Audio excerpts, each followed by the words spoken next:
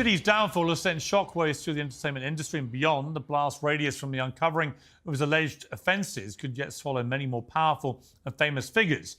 Diddy is accused of creating a criminal enterprise which engaged in sex trafficking, racketeering, kidnapping, bribery and forced labour. His lawyers say he'll fight the charges, but after the testimony you're about to hear, you'll be staggered he avoided the attention of law enforcement for so long. I'll speak to a lawyer, a whistleblower and an insider for an uncensored insight into the showbiz scandal of a generation.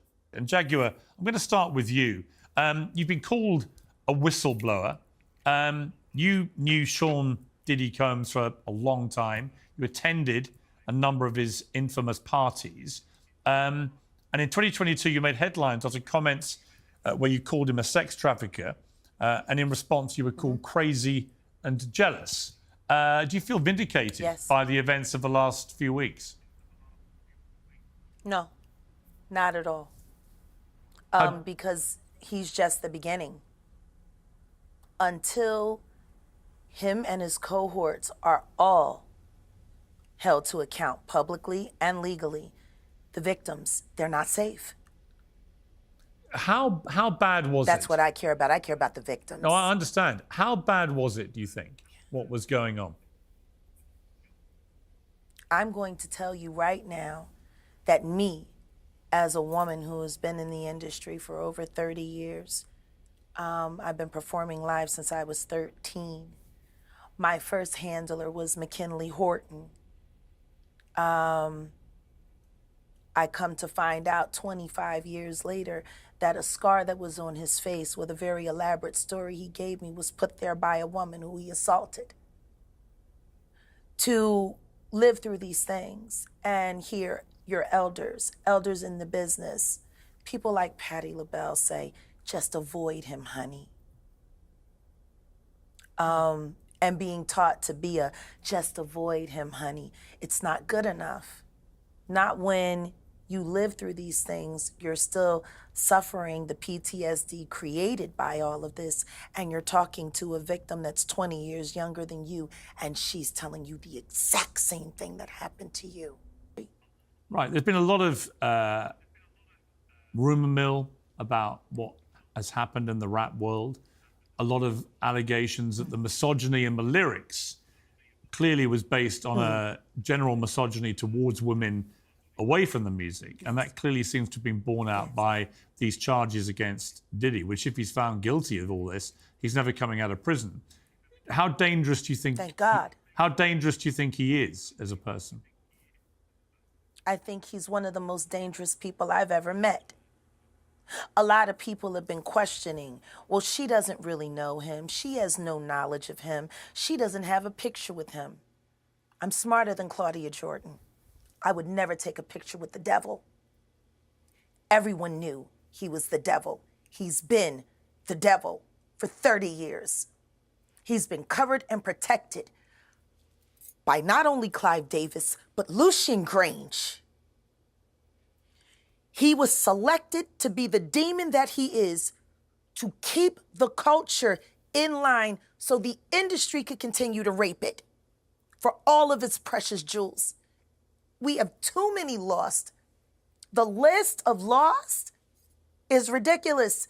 And everyone knows Diddy was selected for this job. He's the Judas. Do you think that if he's cornered in the way that he's been now, that he may start revealing things about other people? He has no choice.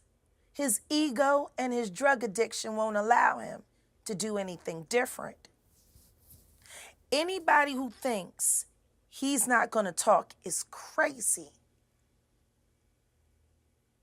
The simple fact that he's not saying more now only means that the people who have been protecting him all along, who put him in position to be such a horror to the Black community, still find value in him. He's got everybody on tape. They all know it.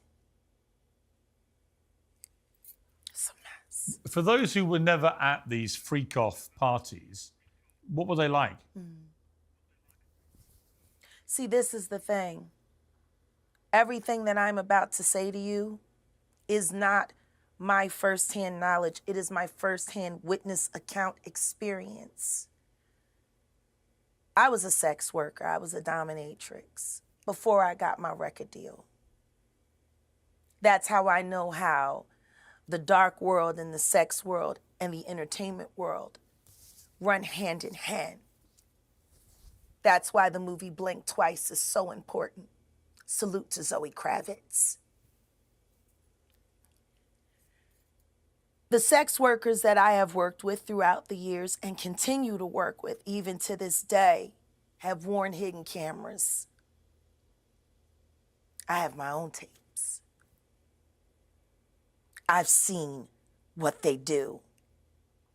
The ritualistic behaviors, the drugging, putting girls in the suitcases, dumping them in alleyways. It's horrifying. And it's all done under the protection of this is going to be paid off. There's another NDA. This is going to be, it's terrible. It seems to have been something that a lot of people knew about, but people were simply too scared to talk about. Everyone knows. And every person that's sitting there trying to act surprised knows very well.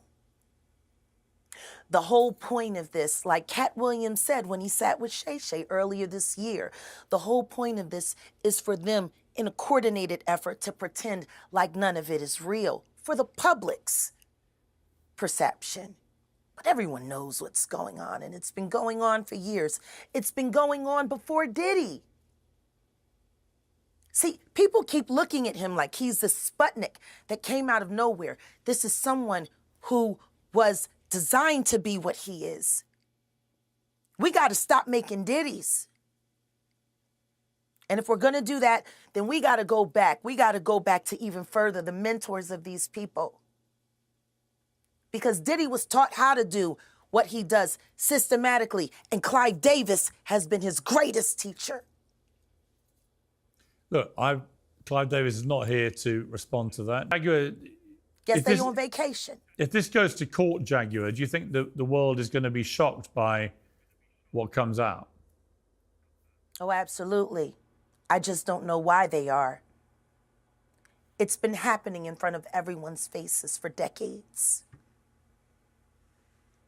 For decades. How many victims? What's the difference between me and Judy Garland? Social media. How many victims? There was none for her. How many victims potentially do you think there could be? Thousands.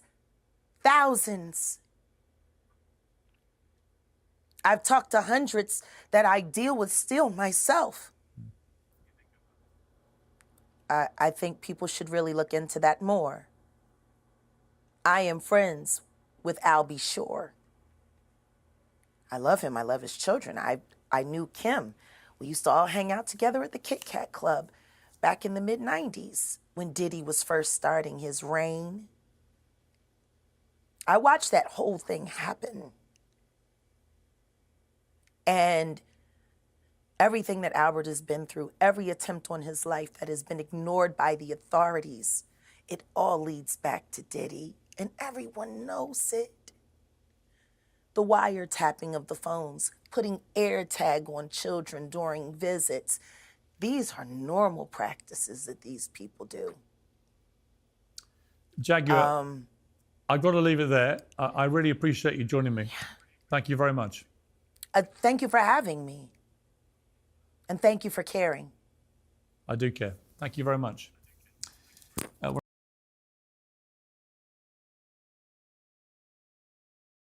The shocking allegations levelled at Sean Diddy Combs have burst the floodgates on salacious claims about an industry many people believe harboured a monster.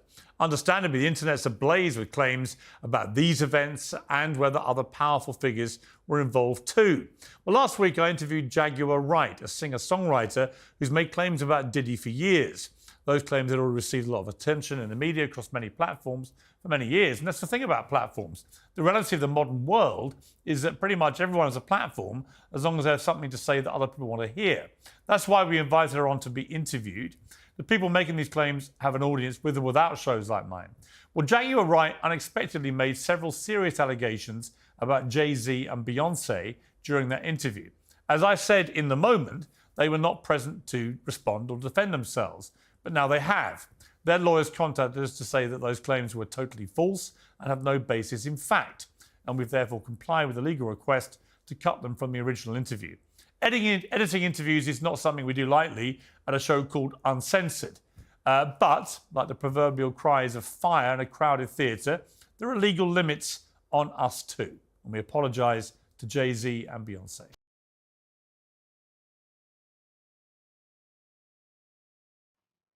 Odell created that lane. And they reached out to him. Pierce Morgan's producers called him directly. And we talked about it briefly, and I said, we have to do it. We have to. Because the one thing I know about Pierce Morgan is he is smart prey. And not only is he smart prey, he is a great conductor of information. He also vets things viciously. And I want to thank you for that. Because if my word is good enough to make it through Pierce Morgan's firewall of please don't sue me, then I guess he just vetted me for every ounce of real life content on this blue couch. We thank you for that. Do you feel that Pierce Morgan allowed you to get, because you only have so many minutes, I know you don't know exactly how the show is going to be structured. Yeah. Did you get what you want to say out? And was there more for you to say? Of course there's more to say. I'll never have enough to say. Right. There will never be enough screen time for me to say. But what I will say is, I'm grateful for the questions he asked. I'm grateful for the time he gave me to answer. And I pray that I was able to hit everything that needed to be hit for the public. How did you feel about Vlad going after you? I loved it. I saw the lineup immediately. Right. Especially when I saw the lawyer, Ariel, kid that came after. Right. What Pierce did was brilliant journalism. Right. He created a beef without there being one. And he created multiple episodes for confrontation after. It's brilliant. It is, Vlad had said you're a conspiracy theorist. Yeah. And he has never wanted you on a show. He has Ever. never reached out to you. You know what? Hold up. Drum roll. Where do I find that receipt? Oh. Let's be very clear. This is the email that DJ Vlad sent me, his producer sent me, asking me to appear on his podcast on YouTube just after the Cassie video was released on my birthday. I saw it. I never responded. Odell responded. Weeks and weeks later. But then again, Diddy was already in trouble, so you really didn't need to talk to me because you couldn't do much disinformation with me. At this point in time, Vlad, I think it's only fair to say that Carol Johnson, your assistant, unless you're saying you didn't know, she sent this on your behalf.